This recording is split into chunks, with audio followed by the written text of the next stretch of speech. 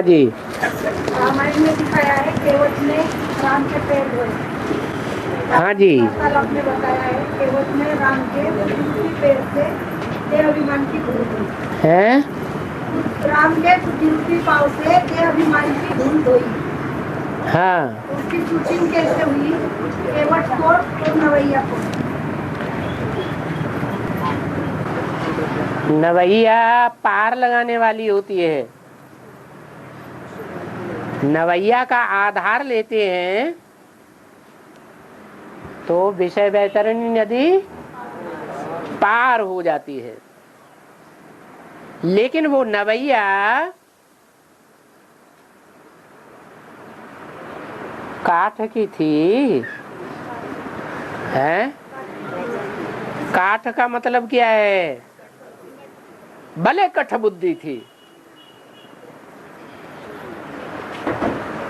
जैसे कहते हैं कृष्ण ने काठ की मुरली बजाई, बजाई ना।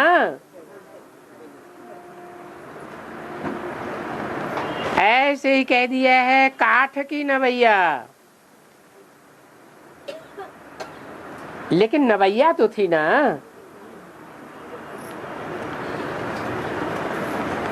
आधार तो लिया ना। तो नवैया का आधार लेकर के विषय वैतरणी नदी को पार हो गए। कौन? राम और लक्ष्मण, जिन्हें महाभारत में कहा गया है भगवान और बलराम। कहा गया ना। और यहाँ ब्राह्मणों की दुनिया में राम और बलराम है या नहीं है? वो भी है। राम वाली आत्मा भी है, कृष्ण वाली आत्मा भी है। और दोनों ही आत्माएं कंबाइंड हैं या अलग अलग हैं? कंबाइंड हैं। तो बताया कि इस विषय वैतरणी नदी से पार जाने के लिए नवैया चाहिए। अब जैसे काठ की मुरली एक होती है, कृष्ण वाली आत्मा अर्थात ब्रह्मा वाली आत्मा ने कठबुद्धि से मुरली बजाई या मनन चिंतन मंथन की चैतन्य मुरली बजाई? काठ की बुद्धि मुरली बजाई। तो राम ने भी केवट की काठ की नवैया ली। काठ की नवैया पार किया या बीच में डूब भी सकती है? है? पार करती है? हमेशा पार करती है क्या? डूब भी सकती है। लेकिन अगर तैराक होगा, तारू होगा, तो डूबेगा या मरेगा? है? तो पार ही जाएगा।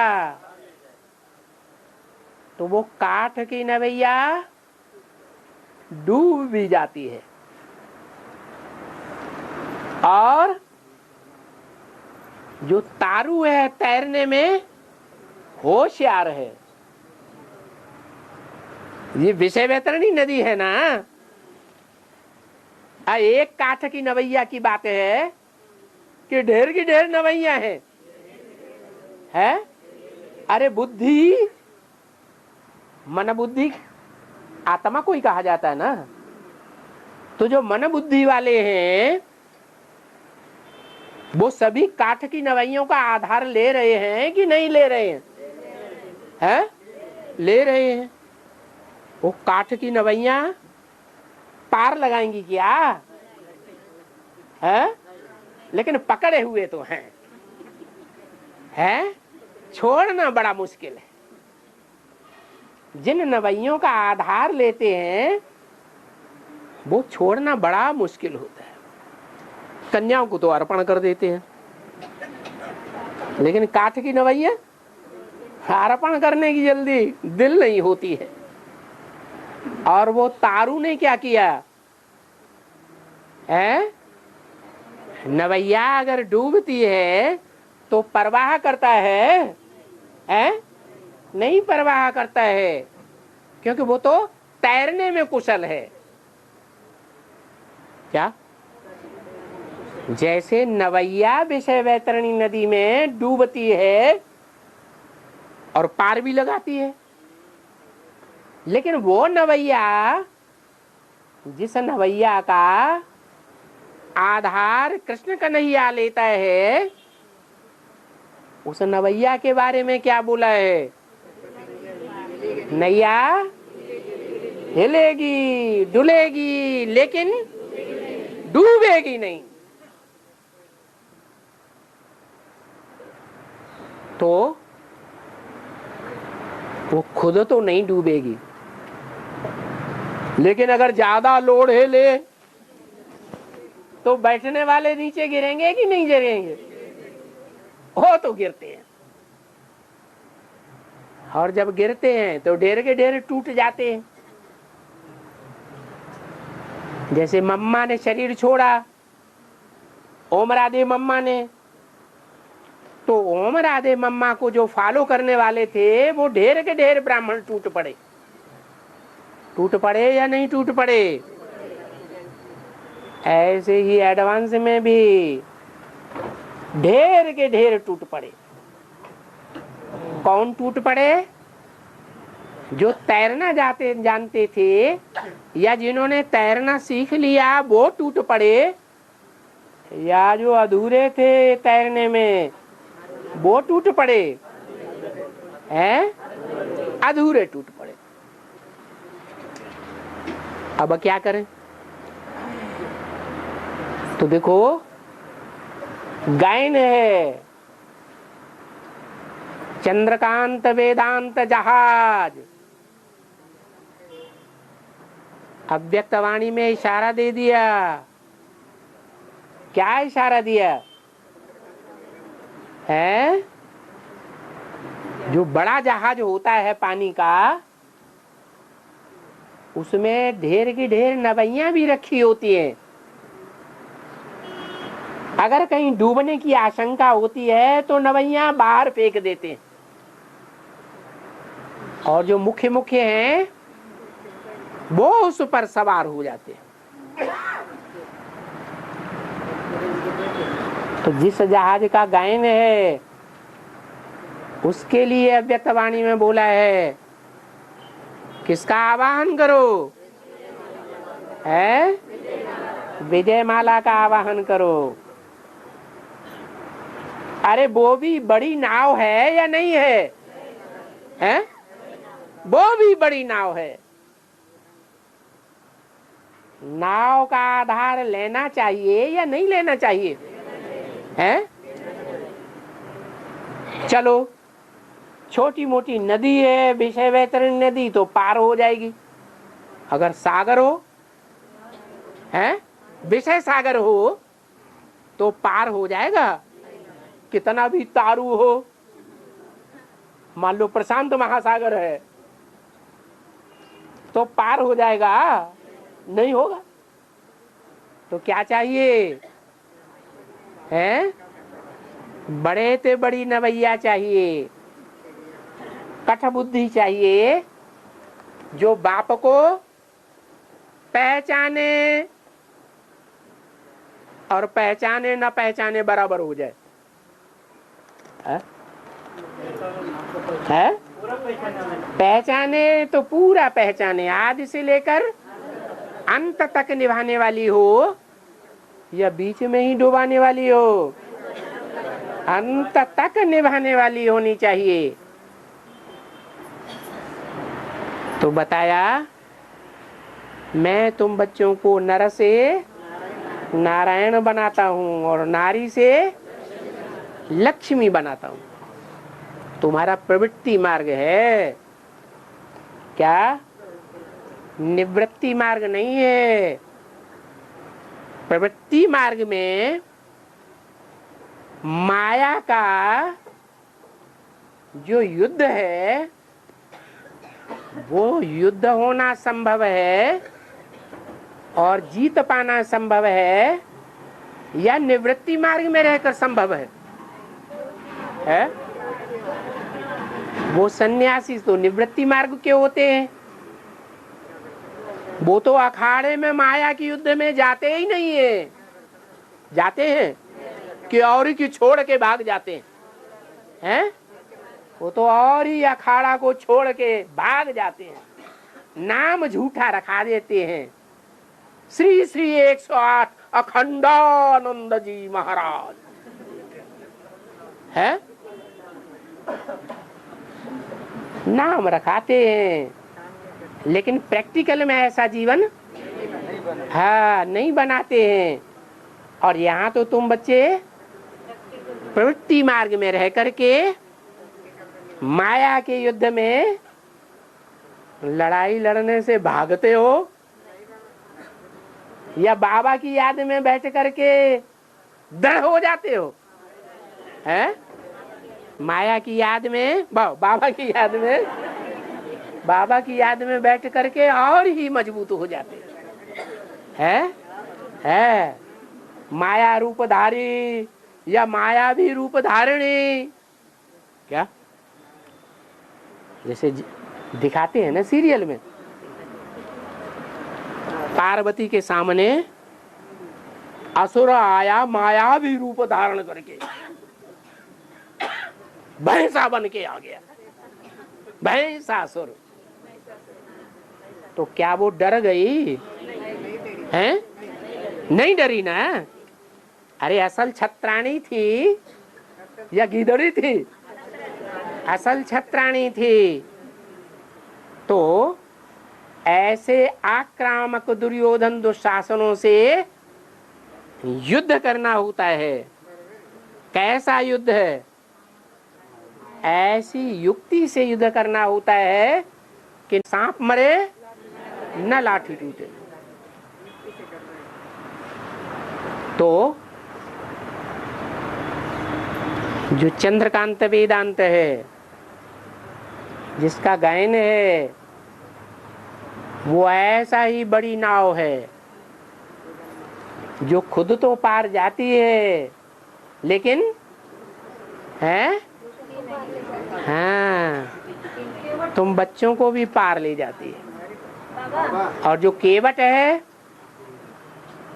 वो केवट की पुत्री है। कौन? नवैया। काठ की या चैतन्य की? काठ की नवैया है। काठ की नवैया का क्या मतलब हुआ? बुद्धि तीक्ष्ण है या मंद बुद्धि है? मंद बुद्धि है, जो बाप को पहचान करके भी बाप को भूल जाती है। कौन से धर्म से कनेक्टेड होगी? 16 कला संपूर्ण धर्म से कनेक्टेड होगी या कलाहीन युग की औलाद होगी? है भले कलाहीन युग की औलाद है, परंतु फिर भी सहारा किसका है? एक खिवैया का सहारा है। इसलिए बाप कहते हैं नैया हिलेगी डुलेगी लेकिन डूब नहीं सकती। और हाँ, तत्वदर्शी किसे कहते हैं? तत्वदर्शी किसे कहते हैं? तत्व माने 5 तत्व। 5 तत्वों का ये शरीर, जिसे गीता में कहा गया है क्षेत्र। क्षेत्र माना धर्म क्षेत्रे कुरुक्षेत्रे, बोला ना। तो धर्म क्षेत्र और कुरुक्षेत्र जिसे कहा जाता है वो अव्वल नंबर कौन है? क्षेत्र जिसे जाना जाए कौन है? हैं? उस क्षेत्र का जानने वाला क्षेत्रज्ञ अव्वल नंबर क्षेत्रज्ञ कौन है? रामबलिया, सब कुछ रामबलिया आत्मा। क्षेत्र भी रामबली आत्मा, क्षेत्रज्ञ भी रामबली आत्मा। अरे अव्वल नंबर क्षेत्रज्ञ है शिव बाप, है या नहीं है? वो बीज रूप मनुष्य सृष्टि के बाप को कौन सदाकाल पहचानने वाला है? रामबली आत्मा है। अरे बीज रूप बाप जो मुकर्रर रथ है, क्षेत्र है, धर्म क्षेत्र है, कर्म क्षेत्र है, उसको पहचानने वाला अव्वल नंबर कौन सी आत्मा है? शिव की आत्मा है। उसके बाद और मनुष्य सृष्टि में जो नंबरवार 84 के चक्र में आने वाली आत्माएं हैं उनको भी कहेंगे क्षेत्रज्ञ। नंबरवार कहेंगे कि अभी अभी कहेंगे? नंबरवार है। लास्ट में सभी पहचानेंगे। सारी दुनिया पहचानेगी या नहीं पहचानेगी? सारी दुनिया पहचानेगी। तो समझ में आया क्या? बाबा, हाँ। पार्वती जब सीता बन के जैसे राम के सम्मुख गए और राम ने उसको माता कह के शिव शंकर के महिमा गाई, ऐसा बोला। तुम सब क्या हो? हैं? पार्वतियां हो, पार लगाने वाली हो। और सीता ने क्या किया है? पार लगाने वाली बनी। यह जमीन धरती में से निकली है और धरती में ही समा गई है, धरती में ही समा गई। तो वो धरती में से समाने वाली, धरती में समाने वाली, और वो पार लगाने वाली। तो जो पार लगाने वाली आत्मा वो हुई पार्वती, जो खुद धरती में समा गई। तो पार लगाने वाली है नहीं है। लेकिन जो सीता जिसकी अग्नि परीक्षा हुई वो अग्नि परीक्षा में खरी उतरी या फेल हो गई थी? खरी उतरी। क्यों? क्योंकि वो तात्विक थी। असली जो सीता है, जिसे पार्वती कहा जाता है, उसके लिए बोला तुम पावक में करो निवासा। पावक माने योग अग्नि, तुम योग अग्नि में रहो। और नकली सीता बनाई दी। लेकिन बनाने वाला कौन था? साक्षात भगवान था। और जो बनाई भी वो सोने की बनाई। सोना माने सच्चाई, सच्चाई की बनाई या झूठी बनाई है? सच्चाई की बनाई। तो ये अंतर है बाबा। हाँ। मनसा सेवा का चार्ट है। मनसा सेवा का चार्ट यथार्थ रीति से इस प्रकार पंचा मनसा सेवा का चार्ट, मनसा सेवा का मनसा सेवा मनसा सेवा इसका चार्ट दिया था। शरीर की कर्मणा सेवा में और वाचा की वाचा सेवा में सिद्धहस्त हो गए।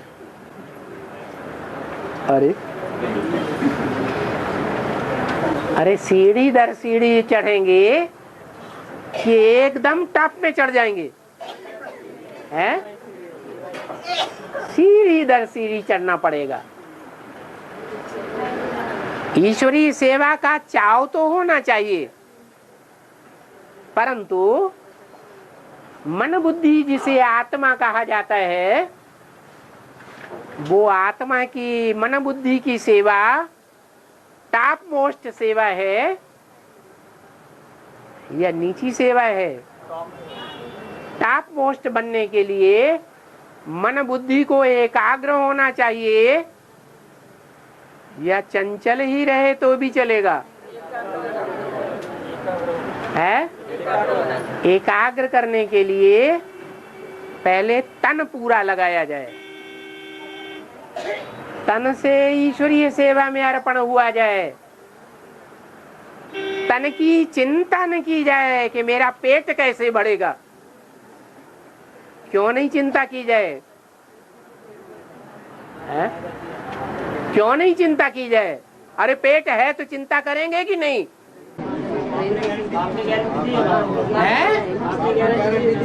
हाँ, बाप ने गारंटी दी है कि मेरी सेवा में रहने वाले बच्चे कभी भूख नहीं मर सकते। और वाचा सेवा भी शरीर का ही अंग है, तन का ही अंग है या नहीं? वाचा सेवा भी तन का ही अंग है, थोड़ी सूक्ष्म है वाचा सेवा तन की कर्मणा सेवा से। तो देखना है कि वाचा सेवा में लगातार हमारी बुद्धि बिजी रहती है, दिन रात। दिन में जागते जागते भी और रात में सोते सोते भी स्वप्न कैसे आए कि हम वाचा से सेवा कर रहे हैं। ऐसी स्टेज जिनकी बनेगी ईश्वरीय सेवा में, तो बाप उनको याद करता है या नहीं याद करता है? या ये कहता है तुम मनसा सेवा करो तभी याद करेंगे? हैं? नहीं। तो जिनको बाप याद करता है उनको याद ज्यादा आएगी या कम याद आएगी? ज्यादा याद आएगी। और ज्यादा याद आने से मन बुद्धि सूक्ष्म बनेगी या स्थूल ही बनी रहेगी? मन बुद्धि सूक्ष्म होती जाएगी। सूक्ष्म मन बुद्धि में मनन चिंतन मंथन की शक्ति बढ़ जाएगी। 84 के चक्कर में बुद्धि बिजी रहेगी। जब ऐसी मन बुद्धि मनन चिंतनशील बन जाएगी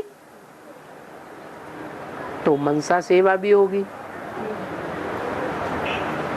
ऐसे नहीं कि हम चाहें मनसा सेवा में हम कैसे बिजी रहें, तन से हम काम करते रहें धंधा धोरी का,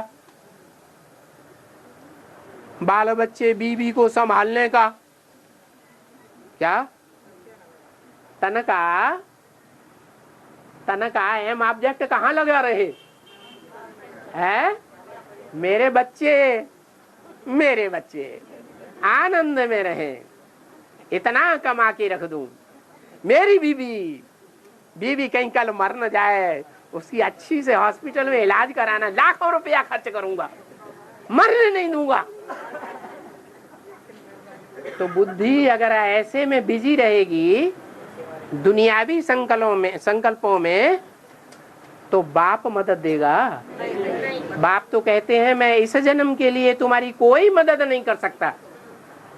इस जन्म में तुम्हें जो भी प्राप्ति और अप्राप्ति होती है वो तुम्हारे पूर्व जन्म का हिसाब किताब तुमको ही भोगना पड़ेगा।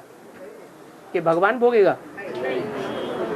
गीता में भी बोल दिया ना धत्ते कस्यचित पापम ना धत्ते सुकृतम विभो। विभो माने भगवान। भगवान किसी के पाप भी नहीं लेता और किसी के पुण्य भी नहीं लेता। ये तो पूर्व जन्मों का हिसाब किताब सबको भोगना है। अगर बीवी के साथ तीसरे जन्म का हिसाब किताब है तो कमाई कर करके भर भर के देते ही रहोगे। अगर बच्चों के साथ पूर्व जन्म का हिसाब किताब है तो कमाई करते रहो और भर भर के बच्चों को देते रहो। सरेंडर होने की बुद्धि नहीं बन पाएगी और न भगवान तुम्हारे इस बात में कोई सहयोगी बनेगा। अब कोई पूछे ऐसी स्थिति में कि हम मनसा सेवा में कैसे बिजी रहे, तो भगवान का तो सीधा जवाब है, जितना गुड़ डालोगे उतना मीठा होगा। जहां हमारा तन होगा, बीवी बच्चे बाल बच्चों के संभालने में तन की ताकत लगी रहेगी, तो मन कहाँ जाएगा?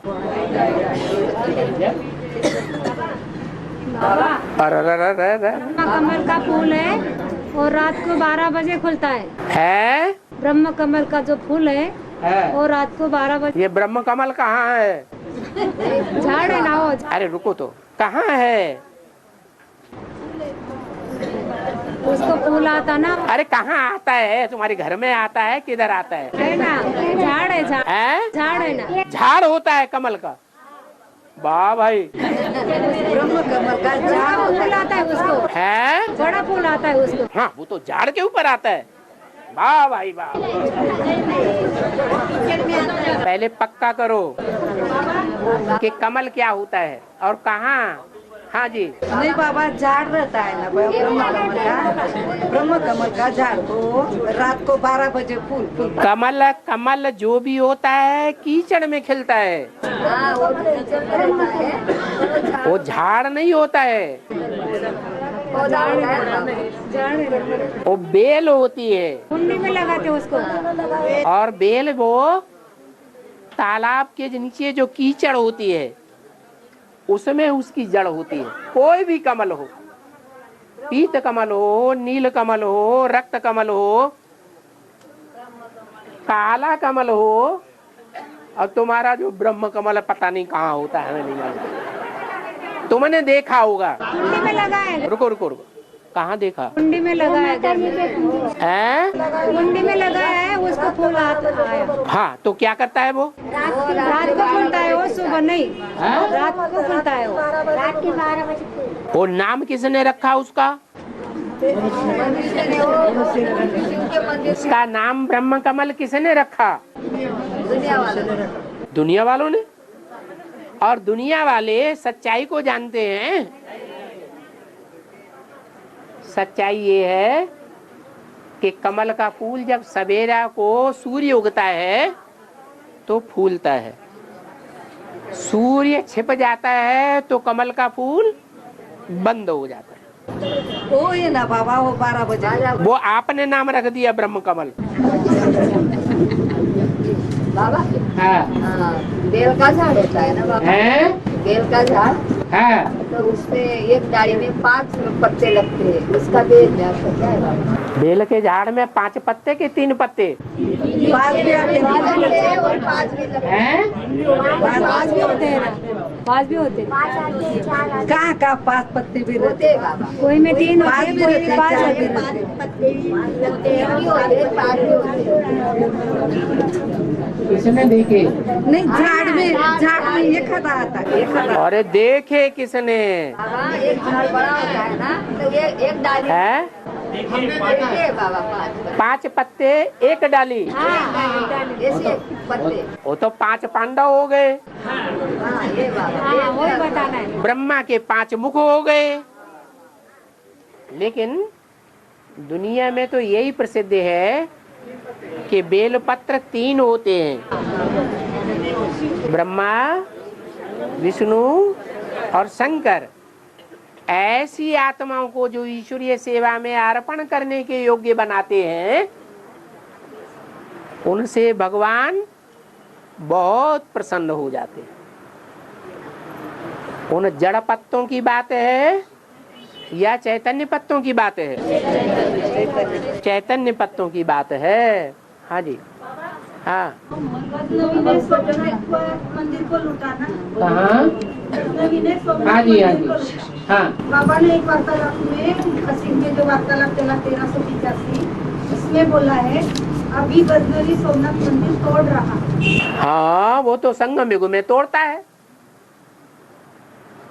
अभी शूटिंग कर रहा है संगम युग में के ब्रॉड ड्रामा में है। वो विदेशी होगा, विदेशी धर्म में कन्वर्ट होने वाली आत्मा होगी या स्वदेशी धर्म की होगी? विदेशी धर्म की होगी तो वो तो तोड़फोड़ करेगा ना। मोहम्मद पैगंबर वही है क्या बाबा पे? है मोहम्मद पैगंबर वही है क्या? मोहम्मद गजनी वही माने कोई दोनों एक ही है। जो गजनी से आता है वही गजनी, विदेशी से स्वदेश में आता है लूट करने के लिए। और ये लूटपाट करना राक्षसी काम है या देवताई काम है? राक्षसी काम है। और ये राक्षस ज्यादा आतताई कौन से युग में बनते हैं?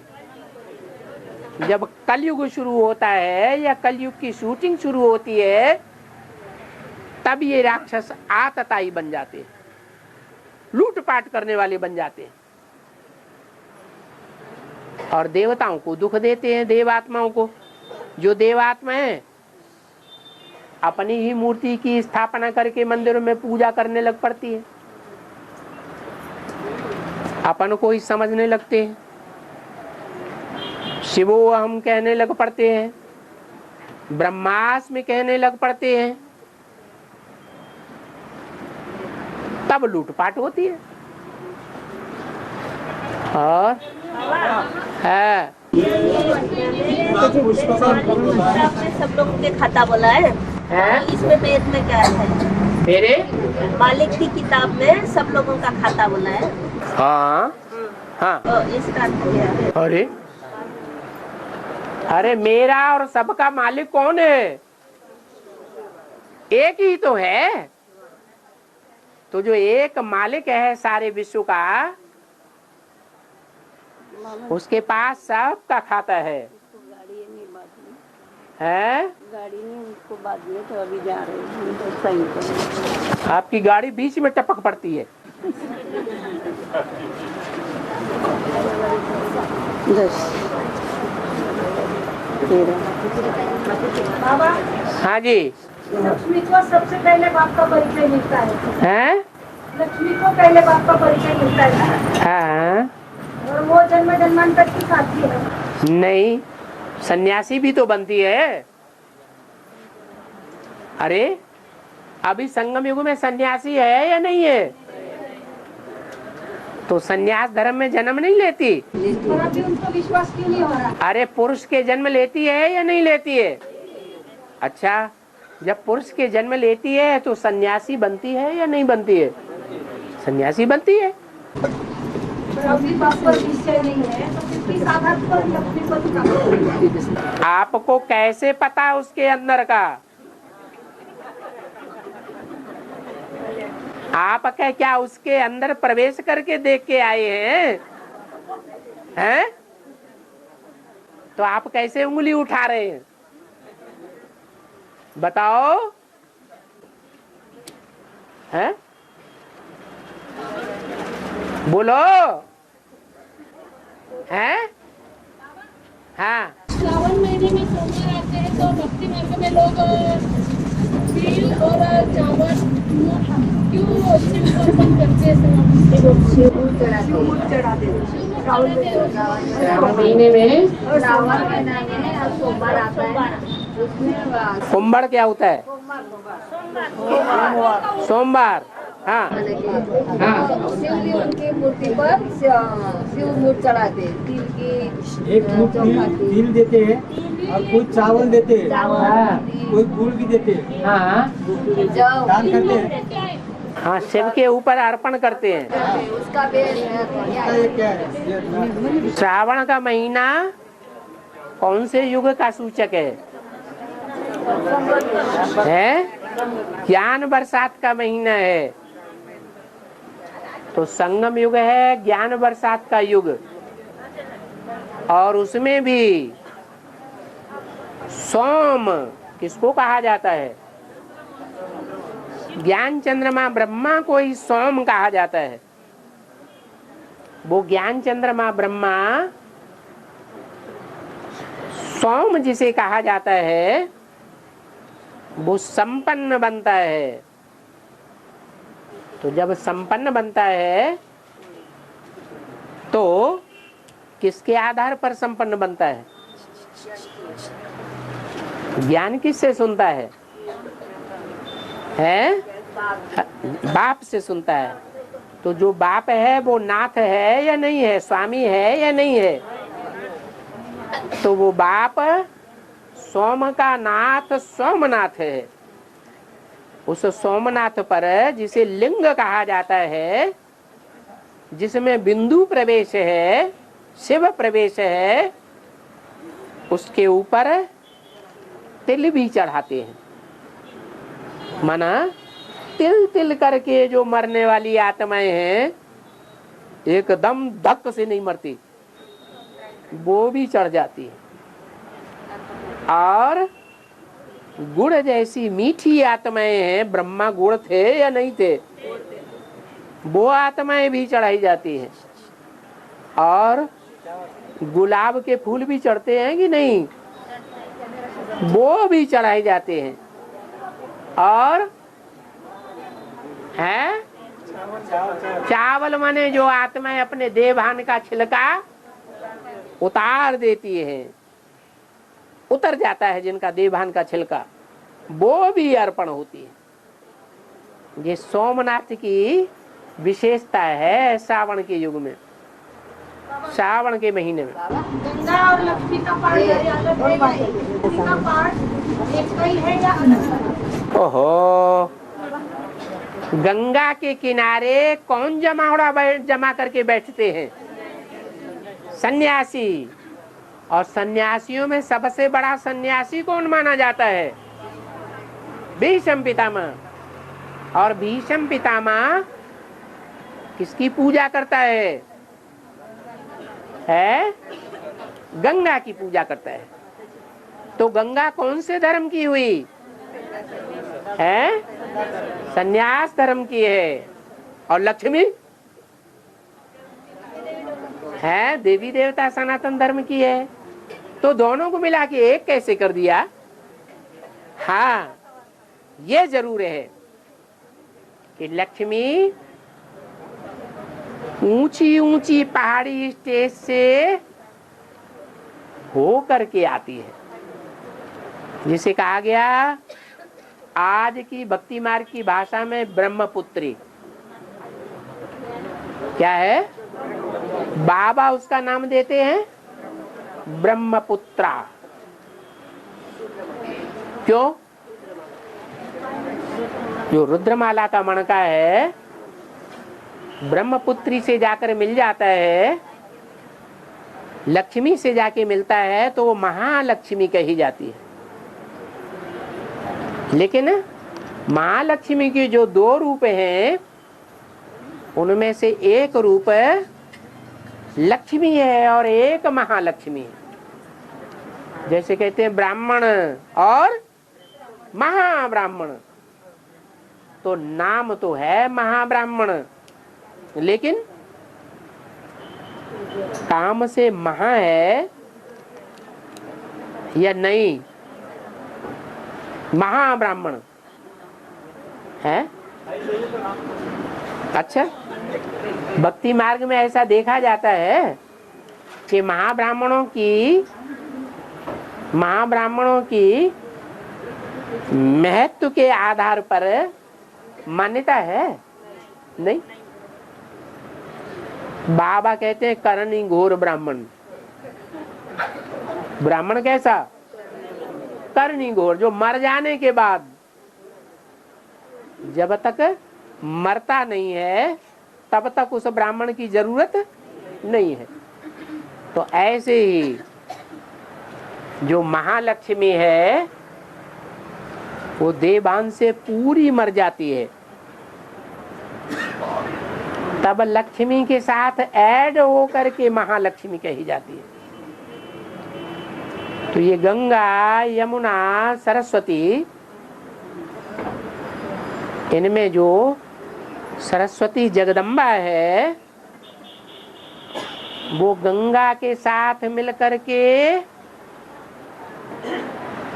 गुवाहाटी तक जो ब्रह्मपुत्री नदी आती है, वहाँ दोनों का मेल हो जाता है। मेल हो जाने से वो सारी नदियां एक साथ इकट्ठी होकर के सागर में गिरती नहीं है, पहले टक्कर खाती है। सागर में टक्कर होती है नदियों की तो बड़ी ऊंची ऊंची दीवार ज्ञान जल की खड़ी हो जाती है। बाद में धीरे धीरे वो नदियां सागर में विलीन हो जाती। आया समझ में? और राम ही रावण बनता है हाँ और कृष्ण ही कंस बनता है, बिल्कुल। तो पर हिरण्य और हिरण्याक्ष, जय और विजय कौन बने? एक की बात पहले पूछ लो ना।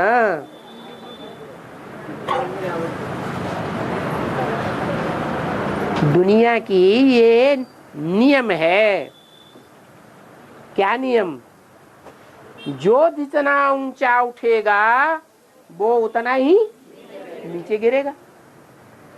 जो जितना सतो प्रधान बनेगा, सात्विक बनेगा जो आत्मा, वो उतनी ही तमो प्रधान भी बनेगी। इब्राहिम, बुद्ध, क्राइस्ट, गुरु नानक, कृष्ण वाली आत्मा ज्यादा सतो प्रधान बनती है या राम वाली आत्मा ज्यादा सतो प्रधान बनती है? तो जो राम वाली आत्मा है ज्यादा सतो प्रधान बनती है, वो ज्यादा तमो प्रधान रावण भी बन जाती है। सतो प्रधान बनती है तो सारे संसार को प्रसन्न करती है, और तमो प्रधान बनती है तो सारी दुनिया के विनाश का कारण बनने के कारण सबको रोना पड़ता है नंबरवार। तो आखिरी रावण कौन हुआ है? और रावण तो इस दुनिया में सब है, या कोई ऐसा भी है जो रावण नहीं है? सब रावण है, सब रावण संप्रदाय। उनमें कोई बड़ा रावण भी होगा है? अभी नहीं है, लेकिन अंत में वो बड़ा रावण बन जाता है, क्योंकि लोहे से लोहा काटा जाता है, विष से विष मारा जाता है। ये सारी विषैली दुनिया को खलास करना है जरूरी या नहीं? जब तक ये सारी विषैली दुनिया खत्म नहीं होगी तब तक निर्विष दुनिया, स्वर्ग की दुनिया आने वाली नहीं है। ये 500-700 करोड़ मनुष्यों के जो वाइब्रेशन है, उन वाइब्रेशंस से दुनिया के जो 5 तत्व हैं, जड़ तत्व, वो सतो प्रधान नहीं बनेंगे और ही तमो प्रधान बनते जाते हैं। भले तमो प्रधानों के बीच में सतो प्रधान संगठन भी तैयार होता है गुप्त रूप से, लेकिन वो सतो प्रधान सात्विक संगठन जो है वो तब तक प्रत्यक्ष नहीं हो सकता जब तक 500 करोड़ तमो प्रधान के वाइब्रेशन खलास न हो जाए। और वो वाइब्रेशन कब खलास होंगे? जब 500 करोड़ की तामसी दुनिया खलास हो जाएगी, तब वो 4.5 लाख प्रत्यक्ष होंगे। वरना दुनिया में स्वर्ग आने वाला नहीं है। क्यों? क्योंकि बोला है जब तक प्रकृति को सतो प्रधान नहीं बनाया है, तब तक स्वर्ग नहीं आ सकता। तो प्रकृति तो और प्रकृति के 5 तत्व तो जड़ है और आत्माएं चैतन्य है। तो वो 5 जड़ तत्व जिनकी अधिष्ठात्री प्रकृति बताई गई, पृथ्वी, उन 5 तत्वों का अधिष्ठात्री कौन है? पृथ्वी, धरती माता। वो धरती माता तो जड़ बुद्धि है या नहीं?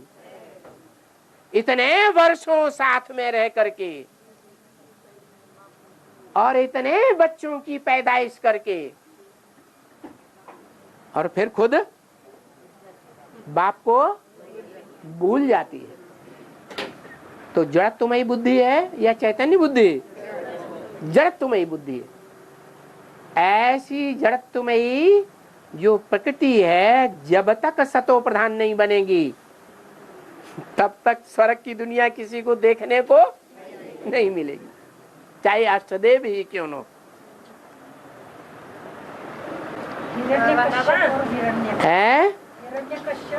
वो तो राक्षस हैं। हिरण्याक्ष, जिसकी हिरण्य माने सोने की आंख है, और हिरण्यकश्यप, हिरण्य माने सोना, काश्य माने तेज। जो सच्ची सच्ची तेज वाली आत्माएं हैं, पवित्रता से भरपूर आत्माएं हैं, ऐसी तेज वाली आत्माओं को पी जाता है। उसको कहते हैं हिरण्यकश्यप। बड़ा भाई था या छोटा भाई? छोटा भाई था। जैसे रावण बड़ा भाई और कुंभकर्ण छोटा भाई। कुंभकर्ण की क्या खासियत थी? हैं 6 महीने सोना और आंख एक दिन खोलता था तो क्या बनाए देता था? लंका सोने की बनाए देता था। ऐसी अक्ष माने आंख थी। एक ही बात को शास्त्रों में अलग अलग तरीके से अलग अलग नाम दे करके समझाई दिया। और हाँ, शंकर को ना जग करता, जग हरता, जग पालन करता बोला है। जग करता, जग हरता, जग पालन करता बोला है। जग पालन करता विष्णु है या शंकर है?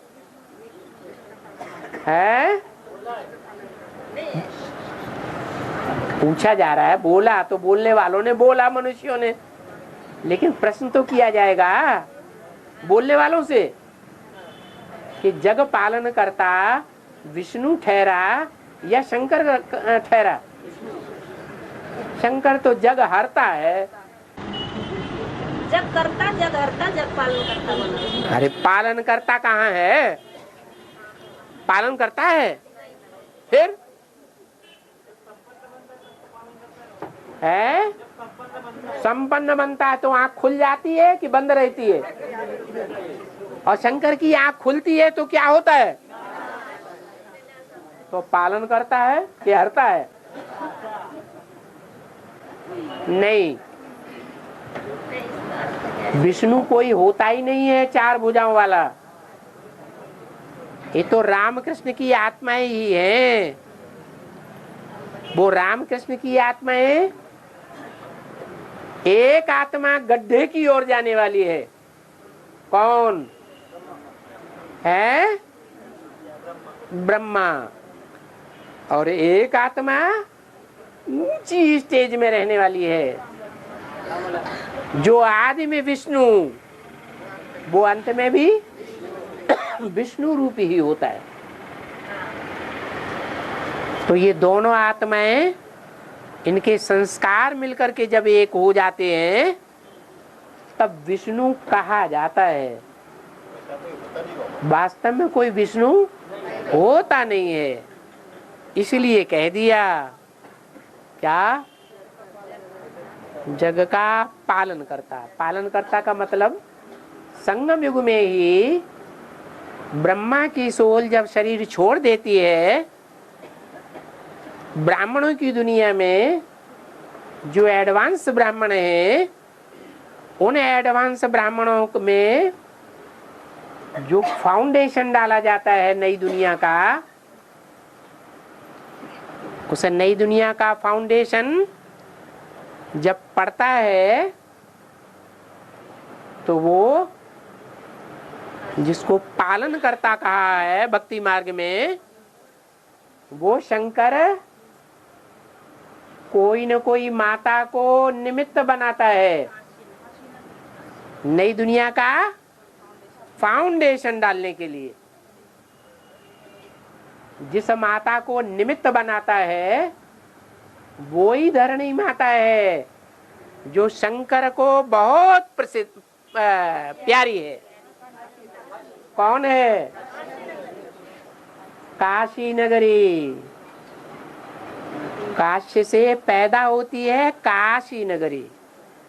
काशी माने काय का तेज, याद का तेज, योग का तेज, माने वो योगिनी है जिस योगिनी की शक्ति से नई दुनिया का, नए ब्राह्मणों के संगठन का फाउंडेशन पड़ता है, जिसके लिए अव्यक्तवाणी में बोला है। कब? 2004 के आसपास अव्यक्तवाणी में बोला, तुम बच्चों के लिए बाप दादा ने नई दुनिया की सौगात दी है। उस नई दुनिया की जो सौगात तुमको मिली है उसमें जाना आना करते हो, है? तो कोई जाने आने वाले होंगे भी या नहीं होंगे? होंगे। तो उस समय के लिए वो अर्धनारीश्वर है। उस अर्धनारीश्वर में वो नर के रूप में पार्ट बजाने वाली बाप की आत्मा भी है, और नारी के रूप में, ब्रह्मा के रूप में पार्ट बजाने वाली माँ की पार्टधारी आत्मा भी है। तो दोनों का कॉम्बिनेशन जो है वो ही पालन करता विष्णु कहा जाता है। क्या? जिसमें प्रैक्टिकल में देखा जाए तो नो विषय एट ऑल। क्या? विषय विकार का नाम निशान नहीं। इसीलिए भक्ति मार्ग में दिखाया जाता है कि वो नई दुनिया का फाउंडेशन डालने वाली जो माता है, वो ब्रह्मा की संगिनी सरस्वती, विष्णु की संगिनी लक्ष्मी और शंकर की संगिनी पार्वती, तीनों जाकर के उसकी पूजा करती है, बुद्धि को झुकाती है। पूजा किसकी की जाती है? पवित्रता की पूजा की जाती है। तो ऐसी पवित्रता की निशानी क्या है? अरे कोई निशानी होगी या नहीं होगी? है? कोई गुणवत्ता होगी या नहीं होगी प्रैक्टिकल जीवन में? है? नहीं। प्योरिटी की निशानी की गुणवत्ता है जिसके नाम पर, जिसके काम पर उसका नाम पड़ता है। क्या नाम है? अरे भक्ति मार्ग में क्या नाम है? अनुसूया। अन माने नहीं, असूया माने ईर्ष्या। जिसको कोई सी भी ईर्ष्या नहीं होती, जगदम्बा को ईर्ष्या होती है, गंगा को ईर्ष्या होती है। तीनों देवियों, त्रिदेव की 3 देवियां हैं, तीनों को ईर्ष्या दिखाई गई है भक्ति मार्ग में। लेकिन अनुसुईया को कोई से ईर्ष्या नहीं। सौतिया डाह होगा, जब ईर्ष्या नहीं होगी तो सौतिया डाह भी नहीं होगा। तो ये निशानी क्या बात को सूचित करती है? प्योरिटी है तो अनुसूया है। ऐसी प्योरिटी नहीं है, माने ईर्ष्या द्वेष में आती है, तो फिर पवित्र नहीं है। और अभी मुरली में बोला अभी भारत का बेड़ा डूबा हुआ है। चैतन्य भारत में तो शिव आते हैं, तो ये चैतन्य भारत के लिए कैसे लागू? चैतन्य भारत में तो शिव आते हैं, और बेड़ा कहो, बेड़ी कहो, नवैया कहो, बड़ा नाव कहो, वो किसको साबित किया गया? सारे शरीर कि कोई एक शरीर है। कौन है? कोई प्रजापिता वाली। प्रजापिता वाली आत्मा। प्रजापिता वाली आत्मा तो आवाहन किसका करेगी? हाँ, वो चंद्रकांत वेदांत तो कौन हुआ? लक्ष्मी। तो जो लक्ष्मी है, समझ में आ गया कि नहीं? क्या आ गया? हैं? लक्ष्मी आगे आई नहीं है ना? हाँ, नहीं आई है, उसका तो कारण है। एडवांस ज्ञान मिलेगा तब आएगी, या बेसिक नॉलेज से आ जाएगी? एडवांस नॉलेज मिलेगा तभी ही आएगी ना। और एडवांस ज्ञान जो है वो भगवान देता है। कौन देता है? भगवान देता है। बेसिक नॉलेज अम्मा देती है, एडवांस ज्ञान भगवान बाप देता है। तो बेसिक नॉलेज मिली हुई है। अब जब तक बुद्धि में बेसिक नॉलेज है, तब तक वो कैसे वेदांत जहाज बन सकती है, जो सारी दुनिया की बीज रूप आत्माओं को पार लगा दे। और हाँ, सबको सीता